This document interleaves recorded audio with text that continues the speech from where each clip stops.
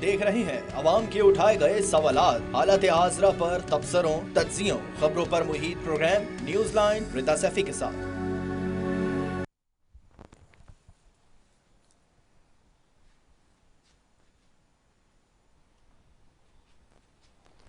अस्सलाम वालेकुम, मैं हूँ रिदा सैफी। नाज़रीन, पाकिस्तानी सियासत वो मामला है जिसमें नजरिए की कोई अहमियत नजर नहीं आती। आप लोगों ने पाकिस्तानी सियासत में मुजरिम से महरम बनते हुए कई बड़े सियासतदानों को देखा होगा। पाकिस्तानी सियासत में अल्फाज बिकते हैं, सोच बिकती है, नजरियात भी यहाँ तक के बिक जाते हैं। यहाँ बातों और वादों की कोई अहमियत नहीं होती। ये सब कुछ सिर्फ इख्तिदार की हवस और कुर्सी की लालच करवाती है। कुछ साल पहले आसिफ अली जरदारी साहब ने कहा था कि नवाज शरीफ को भारत की लॉबी चला रही है। नवाज शरीफ साहब का कारोबारी बंदे हैं जिनका भारत में कारोबार है। आज वही जरदारी साहब मुस्लिम लीग नून की मेजबानी में खाना नोश फरमाने चले जाते हैं। फिर माजी में नवाज शरीफ साहब और शहबाज शरीफ साहब कहते रहे कि जी सड़कों पे घसीटेंगे लाड़काना की, लेकिन उसके बावजूद हमने देखा कि वो भी क्या कहते रहे। वो कहते ना कि याद माजी अजाब है यारब, छीन ले मुझसे हाफजा मेरा। तो पहले वो शॉर्ट सुना देते हैं आपको जरदारी साहब वाला, फिर उसके बाद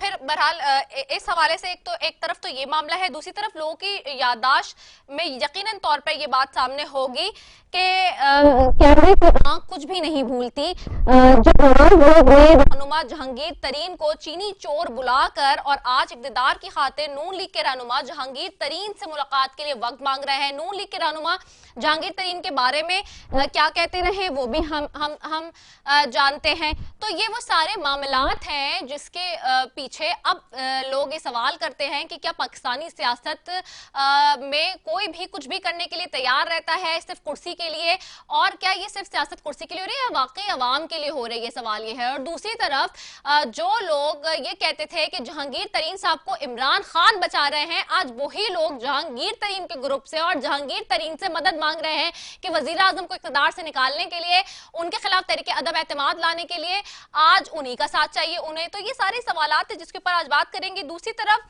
सवाल ये है कि ये सियासत का मामला जो है वो अवामी इशू से क्यों दूर हो चुका है, क्यों हर कोई सिर्फ ये चाहता है कि इक़्तिदार के लिए और अपनी कुर्सी के लिए जो है वो आगे आगे जाए और अब मुल्क पर राज करते हुए नजर आए। बहरहाल ये वो सारी चीजें आज जो इस वक्त इख्लाकियात और की भी जो मिसालें दी जा रही हैं पाकिस्तान तहरीक इंसाफ की तरफ से, और जो आज हमने देखा है जो हुआ है। एक तरफ मोहसिन बेग साहब को अरेस्ट किया जाता है जो कि साफी जो कि मामले खुसूसी भी रहे हैं वजीर आजम इमरान खान साहब के, उनकी जो अरेस्टमेंट है, जो उनके अरेस्ट करने का मामला है वो भी सबके सामने है कि किस तरह से आज उनको अरेस्ट किया गया और साथ ही ना सिर्फ अरेस्ट किया गया बल्कि अब सेशन कोर्ट ने ये कह दिया है कि जी सीनियर सहाफी मोहसिन बेग के घर पर जो छापा मारा गया था वो गैर कानूनी है। दूसरी जानिब एक मामला ये है, तो दूसरी तरफ ये है कि एफआईए को ये भी शिकायत मिली है कि जी मरियम नवाज साहिबा के हवाले से भी कि जी मरियम नवाज साहिबा जो है उनके हवाले से भी ये कहा जा रहा है कि बुशरा बीबी की मुबैना तहजीक पे मरियम नवाज साहिबा की गिरफ्तारी के लिए एफआईए में दरख्वास्त दे दी गई है। अब मरियम नवाज साहिबा उस पे ये बात करती हैं कि जी जहां पे अगर मेरी एफआईए की गिरफ्तारी की आप बात कर रहे हैं तो जो आपकी एहलिया का जो एहतराम है वही मेरी आईसीयू में बेहोश पड़ी वालदा का होना चाहिए था, जो कि वाकई उस वक्त हम कहते रहे कुलसूम नवाज साहिबा के हवाले से पीटीआई जब ऑपोजिशन में थी और फिर जब इक़्तिदार में भी आई किस तरह की बातें करती रही वो भी सबके सामने है। तो ये जो रीत रिवायत जिसको हम बार बार टोकते रहे माजी में भी, उसका भी किसी ने कोई ख्याल लिहाज नहीं रखा, हवा में उड़ा दी वो सारी चीजें। और आज हम देख रहे हैं कि उन्हीं चीजों के ऊपर जो है वो इश्यूज फेस कर रही है मौजूदा हुक्मरान जमात, इक़्तिदार की जमात, और वही सारी कहानियां अब पलट पलट कर आ रही हैं उनके सामने। जो उन्होंने बोया अब वही काट रहे हैं। तो अब ऑपोजिशन और दीगर सहाफियों को जो है वो टारगेट किया जा रहा है। बहरहाल इन सारी चीजों पर बात करेंगे जी। पैनल में जी हमारे साथ मौजूद हैं। सबसे पहले स्टूडियो में अब्दुल बारी प्रताफी साहब हैं, सूबाई वजीर सिंध हैं पाकिस्तान पीपल्स पार्टी से, उनको खुशामदीद कहती हूँ। Thank you so very much बारी प्रताफी साहब फॉर ज्वाइनिंग अस। ज्वाइन कर रहे हैं कैसर अहमद शेख साहब, मेंबर कौमी असेंबली मुस्लिम लीग नून से, आपको खुशामदीद कहती हूँ। Thank you so very much Kaiser Ahmed Shaikh साहब फॉर ज्वाइनिंग अस। साथ ज्वाइन कर रहे हैं सेनेटर फिदा मोहम्मद साहब तहरीके इंसाफ से, उनको भी खुशामदीद कहती हूँ। बहुत शुक्रिया सेनेटर फिदा मोहम्मद साहब फॉर ज्वाइनिंग अस। सबसे पहले मैं बारी प्रताफी साहब आपकी तरफ आऊंगी और बिफोर कमिंग टू यू, लेकिन मुझे एक शॉर्ट कमर्शियल ब्रेक की तरफ जाना है। I am going for a short commercial break, will be right back after it, stay tuned.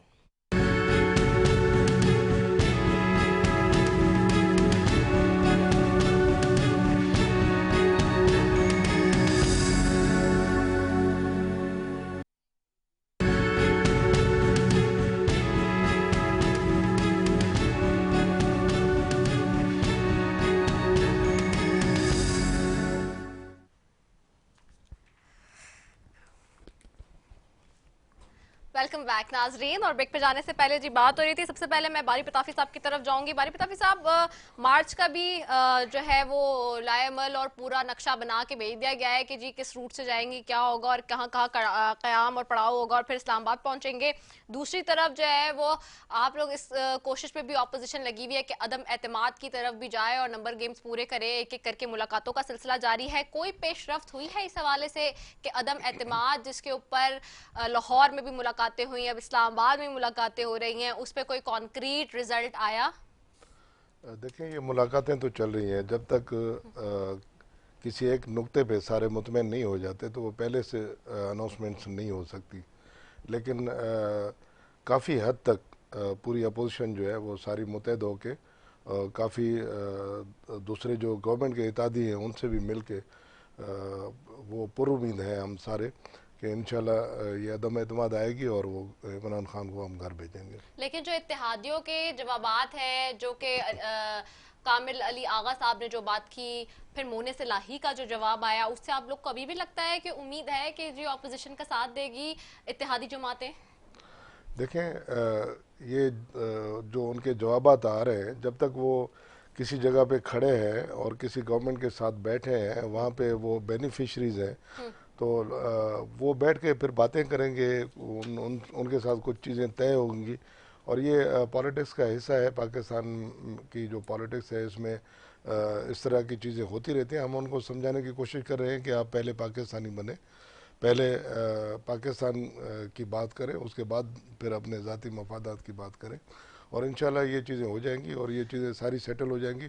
और ये भी हो सकता है कि हम लॉन्ग मार्च पे यहाँ से निकले और बीच में ऐसी कोई सूरत हाल पैदा हो जाए कि हमें लॉन्ग मार्च की भी ज़रूरत ना पड़े। और ये भी हो सकता है कि हम वहाँ तक चले जाए, इस्लामाबाद तक भी पहुँच जाए और ये पूरा लॉन्ग मार्च हो जाए।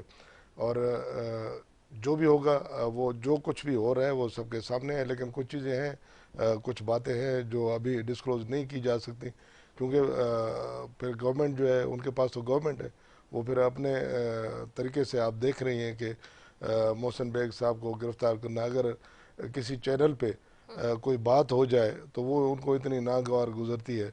अगर उनकी गवर्नमेंट को घर भेजने की बात की जाए और उनके इत्तेहादियों के साथ मिला जाए और फिर ऐसी कोई बात सामने लाई जाए तो फिर उनका अपना एक रिएक्शन होगा, अपना रद्द-ए-अमल होगा। इन सारी चीज़ों को हम सोच के समझ के ऐसा कदम लेंगे, क्योंकि हम ये चाहते हैं कि पाकिस्तान में डिस्टेबलाइजेशन ना आए। हम ये चाहते हैं कि पाकिस्तान में जो भी प्रोसेस हो वो जमहूरी प्रोसेस हो और अदम तशद्दुद की पॉलिसी पे हो और कानून और के दायरे के अंदर हो, ताकि उसमें रहते हुए हम पाकिस्तान की आवाम के लिए कोई तब्दीली ला सके। ठीक है। कैसर अहमद शेख साहब, आपकी तरफ आऊंगी। कैसर अहमद शेख साहब, जाहिर सी बात है आप सीनियर मुस्लिम लीग नून के रहनुमा है, मरकजी चीजों को देख रहे हैं, बड़े अरसे से पॉलिटिक्स कर रहे हैं। मुझे ये बताएं, क्या आपको लगा है कि कभी जो जैसे अब पीपल्स पार्टी लॉन्ग मार्च के लिए जा रही है, फिर आप लोग पीडीएम के थ्रू भी लेकर आ रहे हैं, आप लोग खुद ये कहते थे कि धरनों की सियासत से या लॉन्ग मार्च की सियासत से जो है कोई हुकूमत घर नहीं जाती है। आपको लगता है कि जो ये इस वक्त लाएमल आप लोगों ने इख्तियार किया हुआ है उससे मौजूदा हुकूमत या वजीर आजम घर जा सकेंगे? फिर तहरीक अदम एतमाद की जो बात है उसमें जो सारे इस वक्त अलायंस बना के बैठे हुए हुकूमत के साथ, उनके जवाबात भी आपके सामने है। ऐसी सिचुएशन में अभी भी आप लोग लग रहा है होपफुल हैं कि जी आप लोग वजीर आजम के खिलाफ या फिर स्पीकर के खिलाफ तहरीक अदम एतमाद ले आएंगे? जी देखिए, आपके सामने है कि जो कुछ अब लॉन्ग मार्च कर रहे हैं ना, उसको हम ये दिखाना चाह रहे हैं पूरे पाकिस्तानियों को कि कितने लोग नाला हैं और किस जोश खरोश से वो लॉन्ग मार्च में शिरकत करते हैं। ये पाकिस्तान की ज़रूरी नहीं कि उस लॉन्ग मार्च से या किसी धरने से हुकूमत चली जाए, इसका पहले से तजर्बा इसमें ऐसा नहीं है। लेकिन उसके बावजूद जो सेंटीमेंट है, जो लोगों का माहौल है, क्योंकि हमें बड़ा प्रेशर है, हम अपना प्रेशर वो लोगों के कहने पे ही कर रहे हैं कि जब हम अपने हलकों में जाते हैं तो लोग हमें परेशान करते हैं कि आप क्या कर रहे हैं, हुकूमत तो फेल हो गई है, हुकूमत ने कोई नहीं किया कंट्रीब्यूट, तो अपोजिशन ने कहाँ उनको चैलेंज किया है। तो हम ये चाहते हैं कि इस हुकूमत से, जिसने कोई नायल भी है और जिसने कोई रिजल्ट भी नहीं दिया और जिसने कोई भी कमिटमेंट पूरी नहीं की, तो उसको उसके खिलाफ हम ये नो कॉन्फिडेंस की मूव भी हमने दी हुई है। तो लोगों को भी मोटिवेट करें, लोगों को भी सामने लाएं और लॉन्ग मार्च करें। और ये आप देखेंगे कि खुद अंदाजा हो जाएगा इमरान खान साहब को कि किस हद तक उन्होंने महंगाई का, देखिए ना आज ही 12 रुपए तो पेट्रोल बढ़ गया। तो आप अंदाजा कीजिए, कोई हाईएस्ट है पाकिस्तान की तारीख में पेट्रोल का रेट 160 रुपए फी लीटर।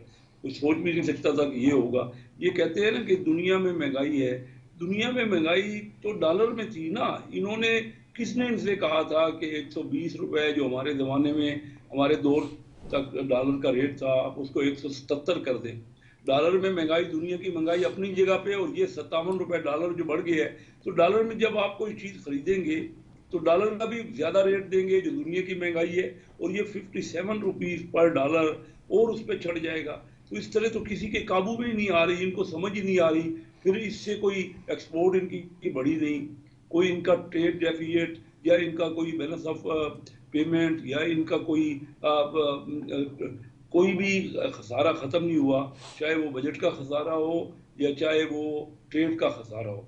तो इन्होंने तो एक जो है ना जो भी वादे किए थे वो सबके सामने आ गए। 3.5 साल बहुत होते हैं और कली खुल गई है। अब तो लोग परेशानी की इंतहा हो गई है ना, उनका पैसे पूरे नहीं होते, तनख्वाहें जो है वो रुपए में हैं और आप माल मंगवाते हैं डॉलर में बाहर से, चाहे दालें हों, अद्वियात हों, खाने का तेल हो, ये सारी चीज़ें तो डॉलर में, और रेट अलग बढ़े हैं। और हमने 50% और महंगाई कर दी डॉलर की वजह से। और IMF की हर बात मान ली, उन्होंने कहा 4 रुपए पेट्रोलियम लेवी लगाएं, तो हमने 4 रुपए पेट्रोल, एक तो दुनिया में महंगाई हो रही है और फिर आप अपनी लेवी और लगा रहे हैं IMF के कहने पे। तो इसका तो कोई नतीजा ही नहीं है ना, मुझे नहीं तो लाजमी तौर पे है कि हमारे ऊपर जो प्रेशर है ना, उस प्रेशर के लिए हम नहीं तो अपने हलकों में हम भी नहीं जा सकेंगे अगर हम डिस्प्ले नहीं करेंगे ना अपनी जो भी रिजेंटमेंट है। हम असेंबली में, नेशनल असेंबली में और सेनेट में तो इजहार करते ही नहीं हैं, लेकिन हमारा ये जो पब्लिक के सामने भी इजहार बहुत ज़रूरी है। और हमें पूरा यकीन है कि जो इनके मेंबर, एक तो एलाई हैं इनके MQF जो है ना, वो मैं उनसे राब्ते में हूँ कराची में, उनको क्योंकि हम रहते हैं, मैं भी कराची की बिजनेस कम्युनिटी का लीडर रहा हूँ, उनको रिप्रेजेंट कर रहा हूँ।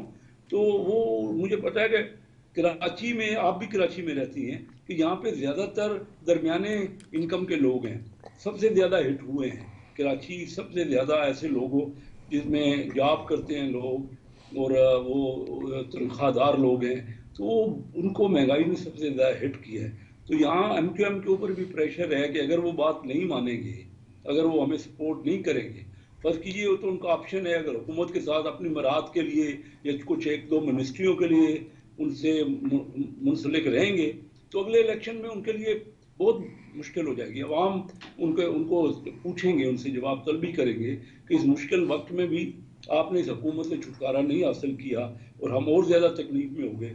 तो इसलिए उनको सोचना पड़ेगा। और बाकी जो हमारे हल्कों में हम जाते हैं ना, तो वहाँ मैं आपको बताऊँ 6 ज़िलों में ना, पक्खर, मियांवाली, खुशाब, चिन्योट, जंग और हाफजाबाद, मेरे इलाका 6 ज़िलों पे मुंसलिक है। 6 ज़िलों में सिर्फ एक सीट मेरे चिन्योट की पाकिस्तान मुस्लिम लीग की निकली थी, बाकी सारी सीटें का ये तहरीक इंसाफ ने ली है। अब वो लोग, जब मैं अपने हल्के में जाता हूँ ना और उन इलाकों में उन लोगों से डिस्कस करता हूँ, तो वो परेशान है, वापस आना चाहते हैं।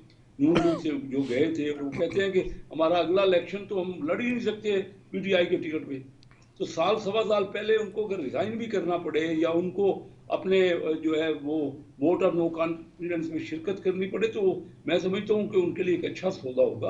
और वो इसीलिए ये जहांगीर तरीन साहब का क्यों आखिर ग्रुप एक्टिवेट हो गया, क्या वजह है उनके साथ हो? क्यों जहांगीर तरीन साहब भी देख रहे हैं कि लोगों के जो मसाइल है उनका हल अगर ना निकाला तो उनकी भी अपनी पोजीशन खराब होगी। लेकिन कैसर अहमद शेख साहब, होल्ड ऑन कैसर अहमद शेख साहब, यहाँ पे एक बहुत बड़ा सवाल है, लोग पूछ रहे हैं और जाहिर सी बात है हुकूमत के लोग भी अब ये बात कर रहे हैं कि आप लोग ही थे ना, अताउल्लाह तारड़ साहब और दीगर नून लीग के रहनुमा सारे यही बात करते रहे जब जहांगीर, शहबाज शरीफ साहब बात करते रहे, मरियम भी बहुत दफा कहती रही, जब जहांगीर तरीन साहब जो शुगर माफिया का स्कैंडल निकला, शुगर स्कैंडल निकला, तो आप लोग चिक चिक के कहते रहे कि जी खुसरो बख्तियार को हटाएं, जी जहांगीर तरीन साहब को हटाएं, इनके आए बाएं बैठे हैं, स्कैंडल निकाल रहे हैं, और आप लोगों ने तो क्या कुछ नहीं कहा कि जी उनको बाहर से भी लाएं, ये करें, बाहर चले गए, वो क्या कुछ नहीं हुआ।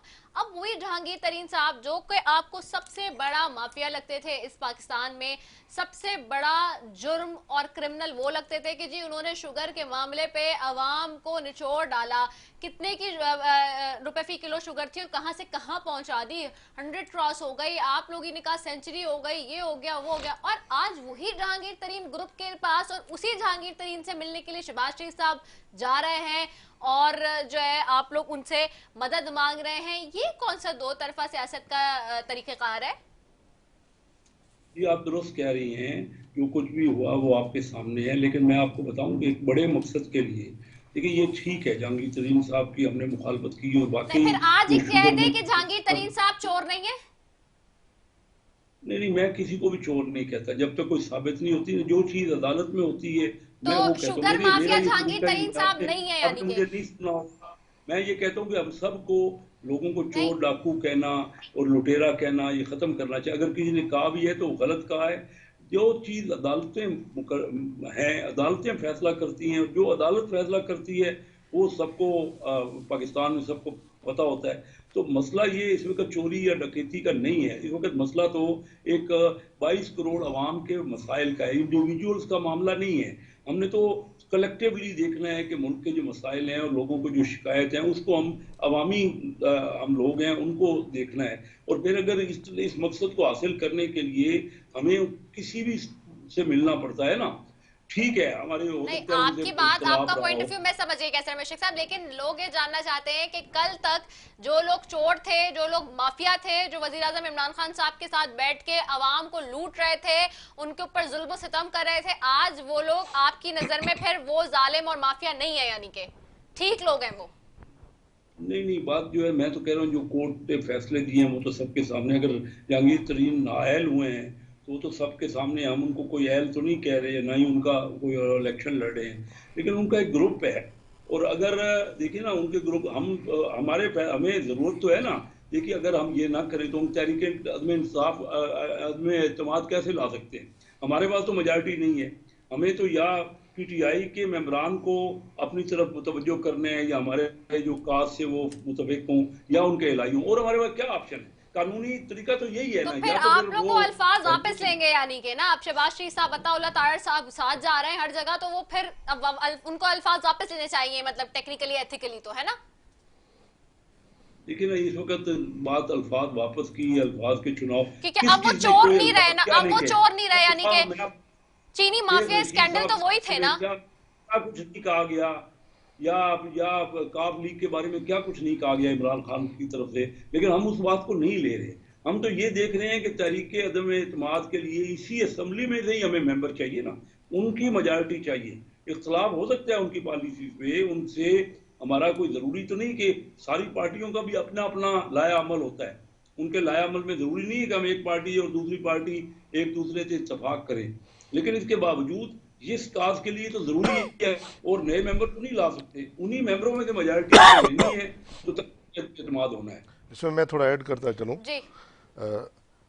बुनियादी तौर पे पूरे पाकिस्तान की आवाम जो है वो महंगाई की चक्की में पिस रही है, और पाकिस्तान जिस जगह पे पहुंचा है, अगर अभी भी हमने इकदाम नहीं उठाए तो फिर ये पूरे पाकिस्तान की आवाम और कितना भुगतेगी और पाकिस्तान और कितना भुगतेगा।